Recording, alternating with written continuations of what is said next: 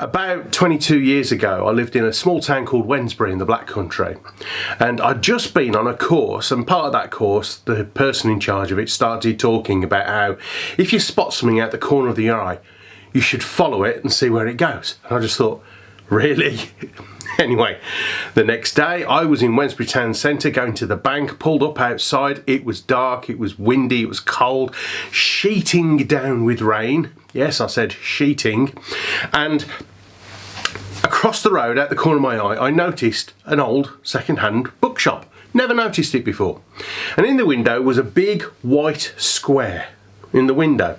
Obviously a book, but thought nothing of it. Went in the bank, came out, and I noticed it again. And I thought, oh, I'm supposed to be following my intuition.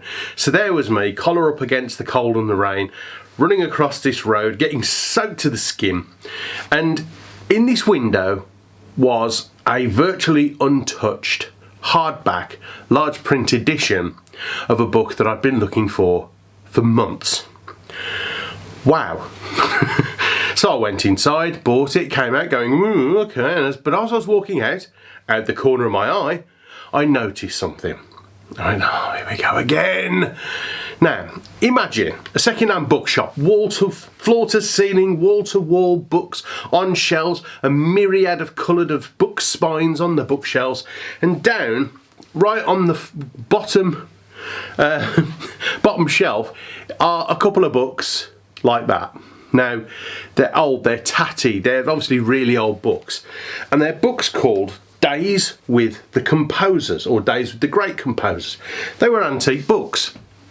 And the first one was from Days in the Life Composers, Tchaikovsky. Now, I didn't know a lot about classical music, I didn't know a lot about Tchaikovsky, but at the time, as part of my research, I was fascinated how certain people said that they get their best ideas when they're outside. Because I was organising what I call thought walks or thought treks. I was taking business people, walking, trekking and coaching them at the same time. And I just happened to pick up these books. The top one was A Day with Tchaikovsky, where the author back in the day had obviously spent some time with Tchaikovsky and written this book. Now, it fell open at a page. And I don't know if you can see, but someone had written in the book a long time ago. I mean, this book is an antique. I'm holding it together, and I don't know if you can see this, but effectively it says, "Do read this many times and think!" And the "do read this" is underlined twice. So someone had meant themselves to remind them of this.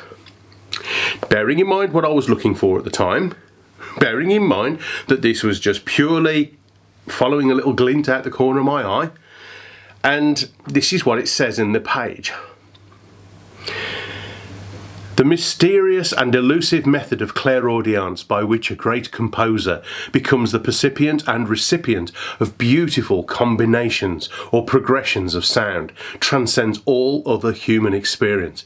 It has never been adequately fathomed, analysed or explained, but one thing is certain, that among the exquisite silences and sweetnesses of outdoor nature, her vastitudes of hill and her privacies of woodland, lie the best and worthiest possibilities for the musician towards the fulfilment of his dreams. Ooh. I did a little bit of digging and found links where it suggested that other great composers also found their best ideas when outside in nature.